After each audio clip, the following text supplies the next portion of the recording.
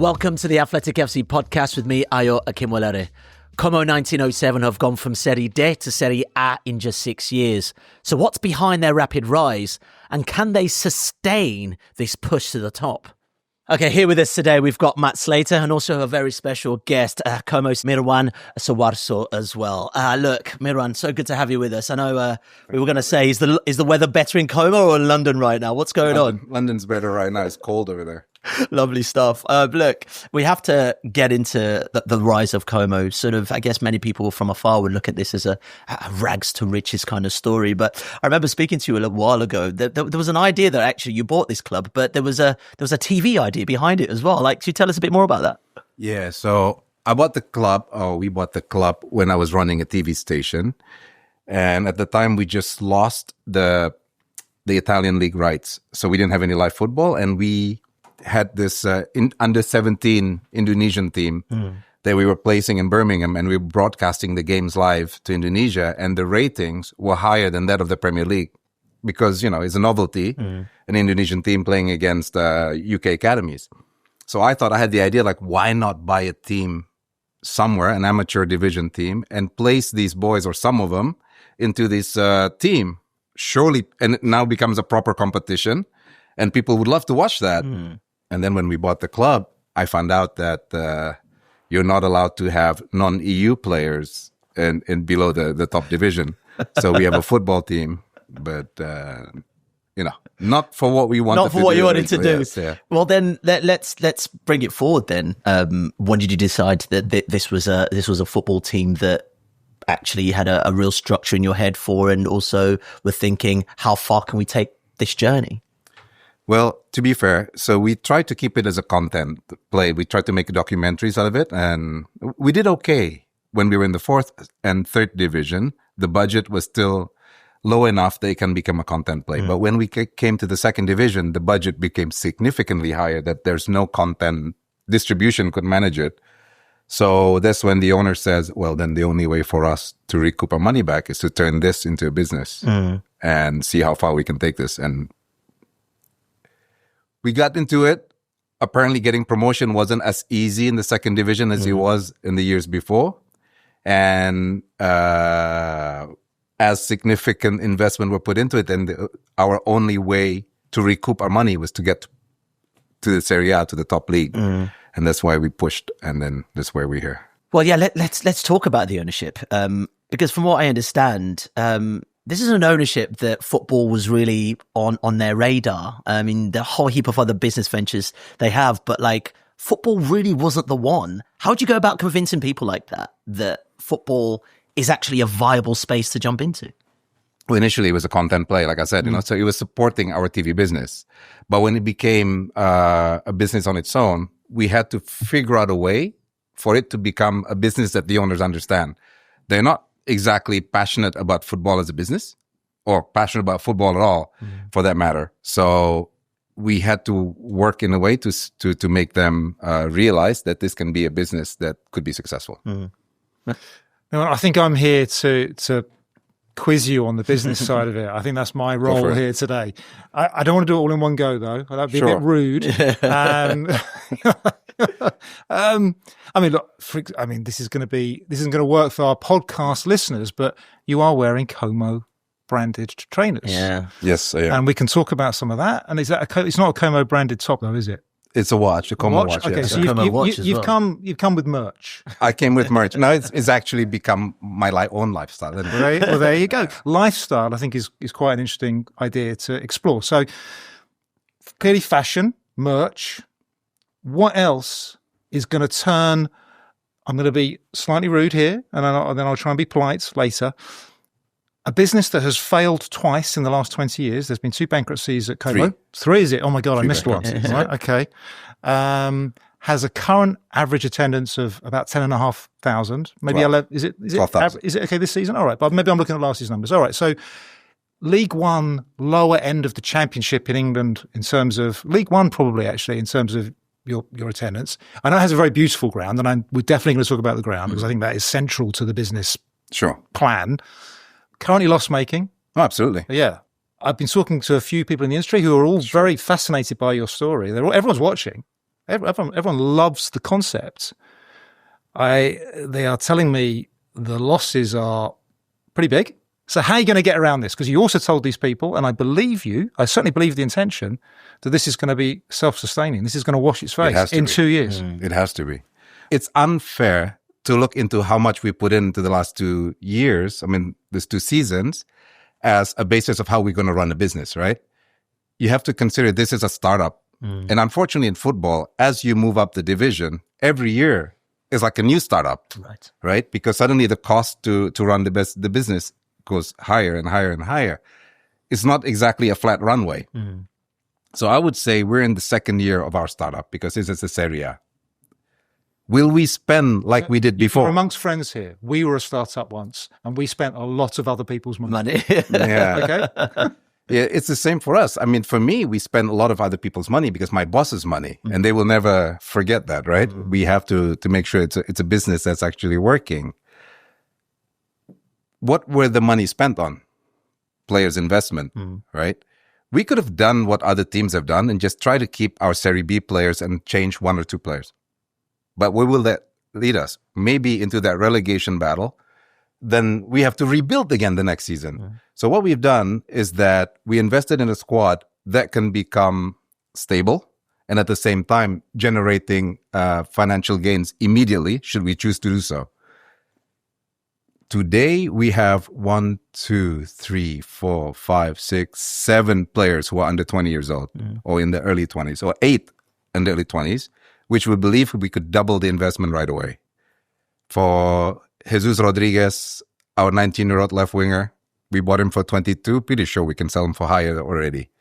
Nico, as you know, for 6 million. We had an offer for 75.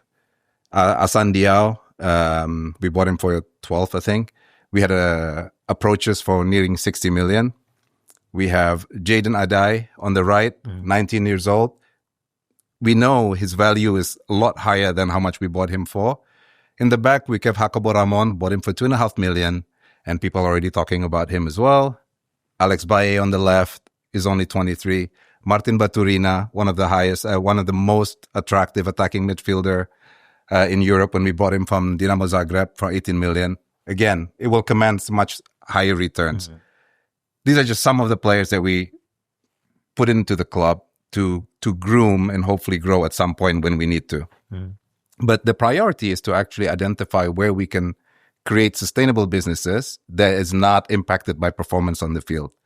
And that's why we identify, people say, oh, you're lucky you're based in Lake Como, but it was not the consideration when we bought the club. It was that just like any other business, we're there, then we did a research and evaluated what can we do here to make, at the time, a second division team to generate a sustainable business. And we identified it was tourism, travel and tourism. And what's really unique, we can actually make it about sports travel and tourism. So then we said, hey, it's Lake Como. The people that come here are different than people who are coming to other places, So then we say maybe it's premium soccer travel and tourism business. And that's what we try to build the ecosystem around it. And there are and it's not as if we're doing something new. This is our established businesses, established industries that we can just then anchor our key business into and try to grow from this new, the ecosystem we build around it.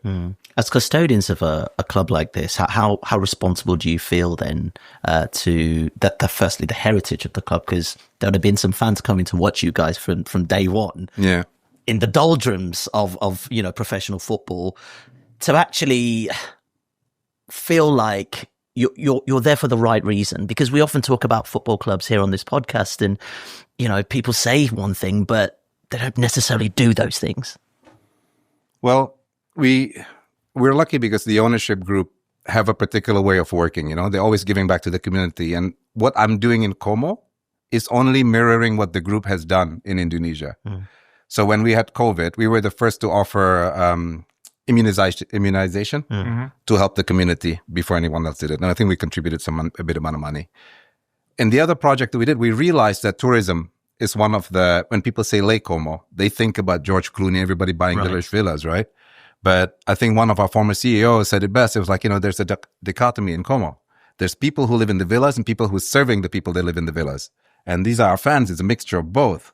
So a lot of them were making souvenirs or selling souvenirs to the tourists. And then we said, okay, why don't we remove that burden from them and we create the merchandise that they can sell for the tourists? And we only produce products made in Como. So again, this is different. So we call it Como for Como. 25% of the top line revenue goes back to the owners, to the business owners. 25% goes to the community, to any community projects that they choose they want to have. And the other 50% goes back into reinvested into the products again. We started maybe with about 10, 18 businesses that trusted us to join it. Today we have 585 shops all around the Como province doing this. And slowly doing these initiatives, they realize we're here for them, with them. We're very mindful not to disrespect them. So we when we look into changing logos and stuff like that, we go back to the heritage rather than creating something new. So our new club logo is actually almost like their old logo. The slogan that we use now, Sem Kumask, which is a dialect of meanings we are people from Como, is something that they used a long, long time ago and they haven't been using in the last 10 years. Well, the club wasn't there. But we adopted it, we embraced it, and the city is very, very proud of it, and they've been supportive of us. So we're very close to the tradition, and we also respect those who have supported us before we were a decent team or before we were a team. So anyone who's had season tickets when we were in the 3rd division still have the same price. From today, they still pay for the same price when they were buying it in the 3rd division. So we try to stay close to the community in that sense. That's fantastic. And there's an awful lot in your first answer as well, or the longer answer about recruitment. And there's so many things to pick up on. But let's go with recruitment. You've clearly gone young. I'm told that you've gone very data. I think it's known that you have a relationship with Jamestown. Are they the only people you work with? Are you a Jamestown run club? Do they give you a list of players? How much input are people in Como? We learn from Jamestown. We learn also from Billy Bean. This is the first one who actually helped us to actually get set up into the data approaches. Ludonautics with Ian Graham was is also one that we work with. But at the same time, we try to create our own version of it. So we have guys from Statsbomb, from Royal Navy, from from Brentford. We've taken a number of people from AZ Alkmaar to then join us and create. So we have a 60 people strong data team that's developing our own a system, so to speak. But we always work with other providers as well to benchmark what it is every year we come up with. Yeah. That's fantastic. So you see, clearly you're more than one source of data, more than one expert. You're not beholden or tied to Jamestown. You are developing your own know-how. No, for sure. You have to. And I probably read that how we don't just, it's a process. Exactly. Data is only the top of the funnel. From there, then you go into whether it fits the playing style or not. And then then you go into the behavior analysis. And then you go into the wheels of the social media history, which is 5 wheels from the player, the girlfriend, the wife, the father, the mother, all that kind of stuff. So my word. Once you've done all that, then you go to the coaching teams. And then we have the board of recruitment, which is the head of recruitment, the head of development, head of first team, which is Fabregas, of course, the sports director, head of football strategy and football growth, and then myself and the ownership in Indonesia, all working together, deciding who it is that we choose. There's a lot of voices. There's a lot of input. One of the things that sort of come up, I think, in things that have been written about the club and the club's success is Fabregas. And certainly the Italians are referring to him as a English-style manager, in that he has an awful lot of power at the club, and you've basically given him the keys. Is that fair? Yeah, and yes and no. Because of course he is a shareholder as well, which I think is but it's also so is Thierry and so is Varane, right? Yeah. But with Cesc, obviously, he's a very intelligent guy, first and foremost. But we do hold that system where we have that board of directors in terms of football. So no decision is made unless majority agrees. So Cesc is instrumental to all the decisions. Especially the coaching team has to agree if we bring in, but that he would have to say, yes, I will play him. If he says I will never play him, well, what's the point, right? But it's a joint decision. I can remember there was a discussion in which we came across this guy, Jadon Adai, and Cesc was saying like, well, I'm not sure about him yet for today, but if you all believe in him, yeah, let's see.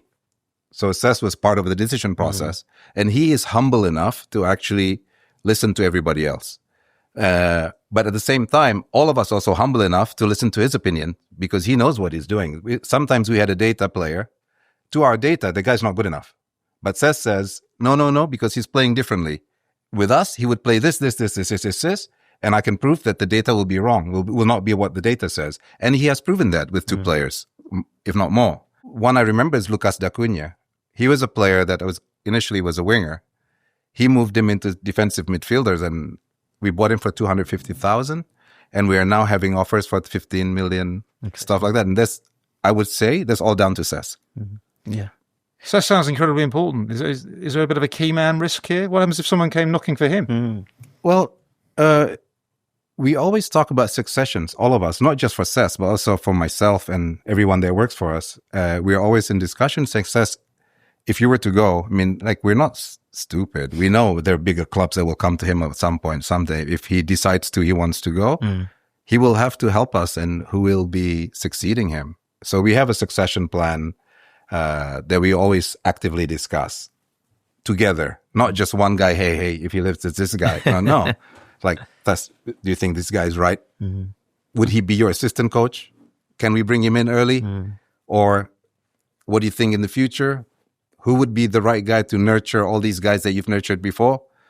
It's a discussion that we have to continually have. Yeah. Something I'm interested in, and it's more to the success of the club in general. And we've spoken about how potentially Cesc is pivotal to that, is the other side of things. You know, I think I read somewhere that you saw the Como model as like Disneyland, for instance.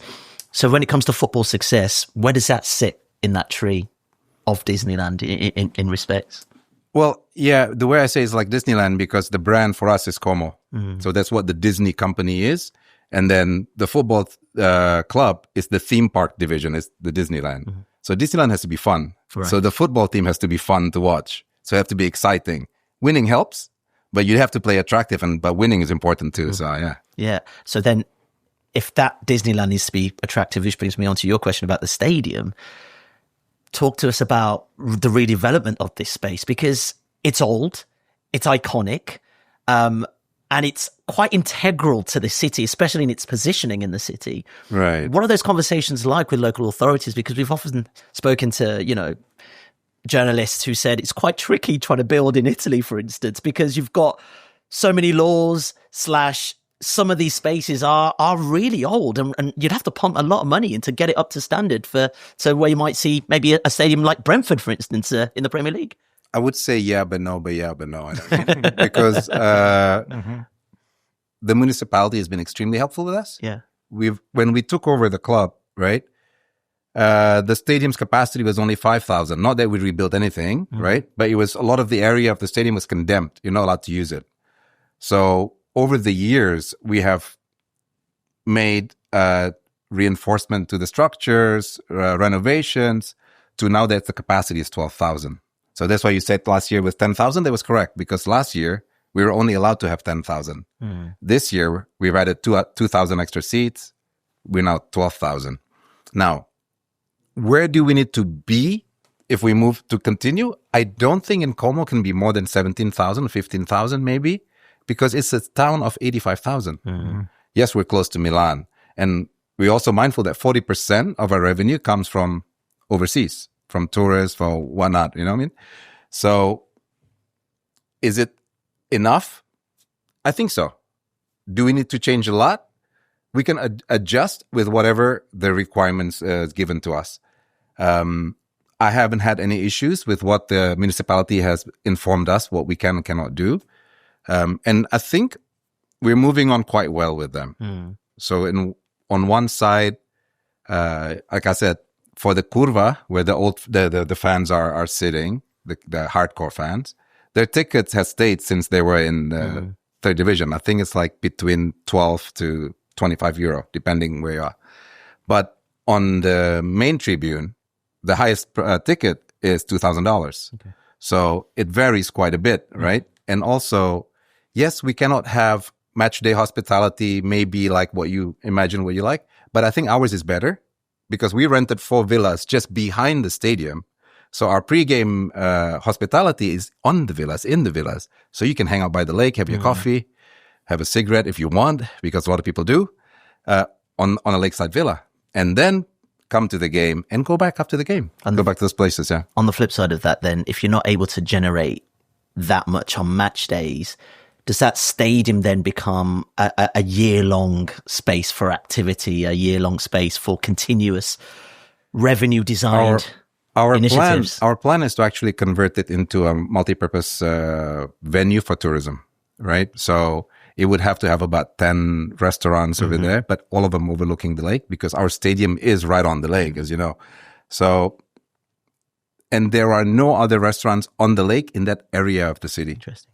So it's to us, it makes sense to actually convert it into a hub of tourism. I mean, I think it's a fascinating idea. I have spoken to many overseas owners in Italy, and they all tell me how hard it is to build things. Just for try and paint a picture, for people that but everyone's going to rush off and Google straight away Hill Stadium. It is famous, and it's it's right there on the water. A bit like the Hill Dickinson at Everton. But, perhaps a nicer backdrop. That's the backdrop to the docks. there are other grounds. There are loads of grounds there near the water. Just paint a picture. What is it like seeing a game? Because it is very. I think it is very. If it's not the USP, it's got to be one of them. Right? I don't think you can have more than one USP. But anyway, Como football is very much about the stadium, isn't it? It feels to me that the stadium is incredibly important to your business. No, Okay. No, I don't think so. Because the stadium is because of the limitation of the capacity. Is the experience of going there, right? So, that's kind of what I meant. The experience of going. Yeah. So the experience means like on the outside as well. Coming in, there's the only place you can actually have a drink by the lake 3 minutes before coming into the game, right? And it's a beautiful lake. Let's just say that. And for us, we go with the premium experience. This is why the match day experience that, like I told you, we sell our boxes for about 375,000 each, right? And these are all, and we try to make it very rustic Italian rather than making it modern. Because if you, as a Brit coming over to Italy, you want authentic Italian experience. You don't want to be a Las Vegas wannabe experience. So we want to make it very, very rustic. Every game day, you come in, the food will be from the areas of our opposition. So it's almost like a mini tour of Italy. That's the kind of things that we try to do. But having said that, my goal is trying to make sure that the revenue away from football matches, if not exceeds, that from the football operations. That's why in our retail division is one of the fastest growing division that we've got. We've got the how do you call it? The digital, the ticketing side, and also the data analysis is also a fast growing business for us as well. And then we have other commercials like the transportation and everything like that. We're pushing on all fronts to make sure we're not reliant on one business revenue stream. And I looking at the website, looking at your own personal LinkedIn page, which I would recommend people to. It is one of the best. I need to change that. Make it even more fun. Please go lean into that. Okay. What is it? Is it chief? Delusional officer. Anyway, it's all good stuff. I can see how active you are. I mean, I've already mentioned the clothes and the watch. There's a big deal you've just announced this week, isn't there? Is it with Brioni? Is that right? Brioni was at the beginning of the season, yeah. Beginning of the season. That was very nice. You had all the players in the villas. It all looks like a Bond film. It was great. My concern, I guess, is lots of clubs are having these ideas. Well, I mean, Arsenal do it quite well. Of course. Arsenal's probably one of the best, isn't it? With Maharishi and everything. Yeah, exactly. But Arsenal are a factor of many, many, big number, bigger than Como. My point is that it's a bit like the stadium. Yes, you can get to 15, 16, 17,000. And yes, you can definitely boost your hospitality section. And yes, you probably can charge more than even maybe the Milan clubs because of the type of people that are coming to Como anyway. Absolutely. but it's still quite small. You're going to be limited, I think. There's only so many people that are going to want to buy Como trainers. You'd be surprised, because when we started, the revenue and annual revenue of our merchandising was €53,000. Right? All right. It's piss out. Wow. Yeah. Last year, our target has moved to 10 million, and this year 34 million. So just to showing the growth, right? Now, what we will announce very, very shortly is that through our, you have to understand, like in Como, we have the Como merchandise, which is linked to the football team. We don't expect much from that. That's maybe 10 million. That's it. But Como, the city, Como Lake Como, like the shoes I'm wearing, has nothing to do, no club attributes whatsoever. That's a fair point, yeah. Right? This is the fastest growing one. And soon you will see through our Root brands, we will be announcing Root for fans, where we'll actually be creating Root apparel, retails, the t-shirts, about 350 Yeah, it's euros. quite premium. They sell it $350 US dollars. Harrods. Yeah. It's distributed Harrods. And that's why when we collaborated with Root, even our clothes, our jerseys were marketed. That's why I've never heard of them. sold at Harrods. But soon you will see through our Root for fans, we will be working with 7 NBA clubs, 2 Saudi clubs, 2 Premier League clubs, and if I'm not mistaken, 6 or 8 Italian clubs. We will be managing the operation. We will be managing all the retail revenue, right? So the revenue is part of our retail business. Mm-hmm. We are very familiar you should to sell our the limitations. Football team and concentrate on that. Yeah, but no, because without one, there is You not sound the other. mad, man. Like, football is a endless money-sucking pit. If we fun, can though. grow, Yeah, it is. well, if we can grow the way we grow it, it's I think one of the most lucrative business you can be. Look, when we started, how much with the club? I bought the club for 800,000 euros. Yeah, I saw that. Right. The last offer the owners refused when we were in Serie B was 60 million, and today the offers are in the hundreds. Okay. So you were saying, like, we spent X, will we recoup that? For sure. For sure. Even today, if the owner says, let's go, let's close up shop, let's sell it, they'll recoup all their money. Okay. For sure. We've gone this far and we've not even spoken about the football on the field as well. a We've little touched bit. on Fabregas a It's little about bit. players. But yeah, I mean, look, let's just put it in context at the time of recording this. Como are currently 7th in Serie A. I have to take you back to the Juventus match. Because I saw your face blazing across social media at the joy of that. Some might say at this moment in time, Como are punching above their weight. What does it feel like as someone who is in charge of a club like this to actually beat the establishment? Feels the same. Feels the same. I mean, one thing I've learned from working in MMA and football is that no match is more important than the other. No result is more important than the other. I mean, I cannot be too happy for a victory so that I don't be too sad for a loss. Trying to be like, just look at the data. How did we perform? If I look at the data on the metrics, we were predicted to achieve a certain amount. Yes, against Juventus, we exceeded expectation. But there were games in which we performed below expectation in terms of, but Cesc in that game executed every single one of his game plan to perfection, because he gives us a game plan maybe 48 hours before every game. And he is not judged by whether we win or lose. He is judged whether his game plan is correct and whether he is able to execute his game plans.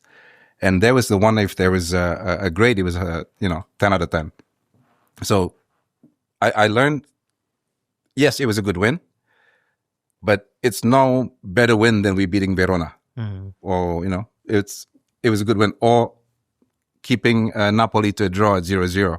Or Atalanta 0-0 without the key players that we had.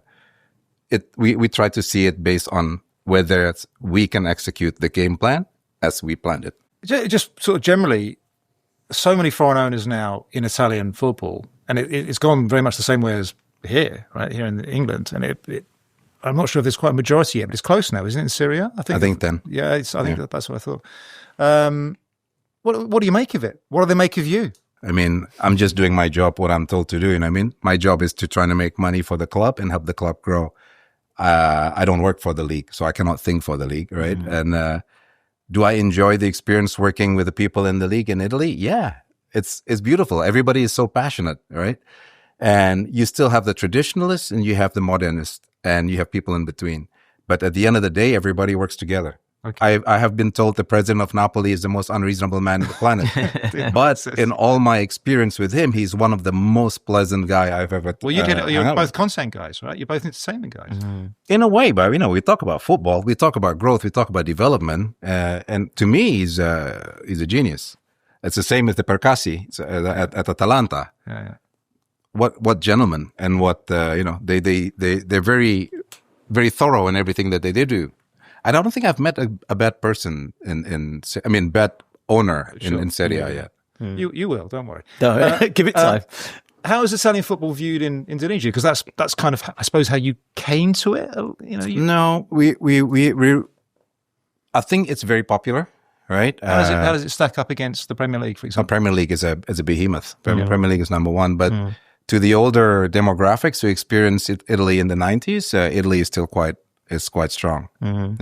Let's talk about going abroad, because the first domestic European match to be played abroad is Como versus Milan in Perth, and that's going to be in February. That comes after UEFA reluctantly approved the fixture. Why do you feel, from your perspective, it's necessary to make this move? Not for us, it's for the league, right? The league asked us whether we're willing to do it. For when the league asked us, I said, yeah, sure.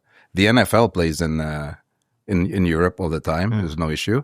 And we, as a league, we do need more exposure, right? I mean, the Premier League is too strong, too big. Australia has a lot of Italian descendants living there, especially for Milan. They have a lot of fans, Milan fans over there. I think it's a good market for us to go to, because when I look into our e-commerce data, if I'm not mistaken, like 5% of our e-commerce is coming from Australia. So why not grow it? So I don't mind. I mean, I thought it was a good initiative, and I'd love to support it. But we've seen in La Liga that there was a bit of a pushback from the Spanish fans. Right. Any pushback from your fans? Because some of those fans won't get to see Como that weekend. Yeah, of course we have pushbacks, but we have pushbacks on a lot of decisions as well, right? And I cannot make a decision based on every single person's opinion. We just have to look at the bigger interest of the club, and also the bigger interest of the league, which in the end serves the biggest interest of the fans too. Because if we all grow in terms of eyeballs, and as you say, it would benefit everybody. Will Como make money on that trip? Yeah, for sure. Yeah. And is that money from the organisers in Australia? It's from the league. The league pays us. Yeah. But I think Como, the money that the league receives, it'll be distributed to all the other clubs as well. There's a conversation about fair competition argument, as in Milan's home match played in a neutral ground. What do you make of that argument? In terms of? Milan don't get their home advantage. Do you think home advantage exists? There are more. I'm pretty sure if there are how many attendance at the capacity of the stadium in Perth, maybe 60,000. Yeah, it's pretty big. I don't think there's going to be many Como fans. I think it'll be like 59,500 Milan fans, Milan fans and Como fans for sure, which is what we will get in San Siro anyway. So it's the same. Are you hoping to take any Como fans with you at all? Well, we'll bring what we can afford to bring. We'll bring 100, 150 fans if we're allowed to do it. Oh, really? Yeah. Is that something that you're thinking about? Yeah, we already offered it. If the game goes in place, we will definitely pay for about 100, 150 fans to come along, or whatever it is, the number that we got. Yeah. You're going to charter a plane? And we've done it before when we played in North America in a tournament over there. We flew a few fans with us, and 2 years in a row. So we participated in a tournament called TSD. Oh, yeah. And every year we bring our fans with us. Change the subject slightly. I mean, we've done a whole podcast pretty much his game, and you've already made the point about the NFL. So clearly you haven't got a problem with the principle of taking games abroad. No. Well, for me, it's like growth is growth. Everybody needs to grow. A lot of the things you're talking about are really fascinating. And I think we've spoken about it before on a different panel, whereby I'm interested in the idea of disruption. We mentioned a team like Atalanta, for instance, and they've been quite disruptive actually in their approach. They're brilliant. And you see the journey to Europe, for instance. Do you take pride from disruption in terms of, can we do this slightly different? Can we reshape, reimagine? No, I don't see it that way, because you have to see where we are, because as Como, we have to play catch up a lot, right? So if we try to copy someone else's playbook, we'll just be a Me Too player. We won't work. So we have to find something new and innovative. It's different that nobody has tried before. I'm not taking pride in it, but we have to find success. You know, that's why when we looked into the merchandising, we saw, forget the Como football, take too long. But Lago di Como, you can grow very, very fast, very, very quickly. That's why we created our own tournament over the summer, the Como Cup. We had Ajax playing there, Celtic playing there with us, Al Ahly. And now we have like over 20 teams applying for next year's tournament. Why? Because we have so many tourists coming to Como, but they come over the summer. And the season starts in August. What do we do in June, July? So we started this. We called Football on the Lake. And then we're creating music on the lake, festival on the lake. We have to build a brand around it and grow it. And yeah, football is a catalyst though. And does that brand look like European football, a bit like Atalanta, for instance, at some point in your journey? It's inevitably the goal, right? I put that as a sporting side goal. But on the non-sporting side, that's why I divided the companies into 7, all operating independent of each other, so that the retail side must not just be relying on football success. They have their own targets. And that's why we said, like, okay, Como football's not enough. We have to go Como like, oh, this is not enough. Let's work for other clubs as well, you know, and see how fast we can grow and cover the revenue needs that we need to achieve. It all sounds very, very exciting. I've seen lovely clips from Football on the Lake. It looked great. I like the beer as well. You make beer? Our beer La Comasca. Yeah, it's good stuff. I mean, did it make money? The beer? No. Well, we'll get to that. But did the beer make money?